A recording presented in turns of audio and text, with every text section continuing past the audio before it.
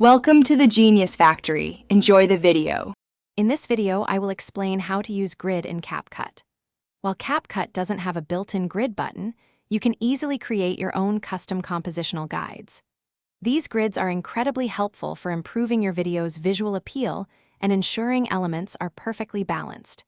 We will use simple tools like colored backgrounds and masks to construct these helpful lines, giving you full control over your video's aesthetic. Let's start building your grid. First, add a colored background from the library to your timeline. A contrasting color works best. Next, select this background clip and navigate to the mask option. Choose the film strip mask and adjust it to create a very thin, straight line. Once you have one line, simply copy and paste it 2 more times. Position these 3 lines to create your horizontal compositional guides. Now, let's complete the grid for the rule of thirds. Take 2 of your copied lines and rotate them 90 degrees to make them vertical. Carefully position these vertical lines to divide your video frame into 3 equal columns. With your 3 horizontal and 2 vertical lines, you will have 9 equal sections.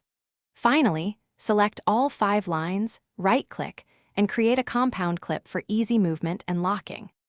With your custom grid in place, you can now enhance your video's composition. Use the grid lines to precisely align subjects, text, and other visual elements. For a dynamic look, place your focal points along the grid's 4 intersection points or along the lines themselves. Remember, this grid is a guide, so you can easily hide or delete the compound clip before exporting your final, polished video. Thanks for watching. If you found this helpful, don't forget to like and subscribe.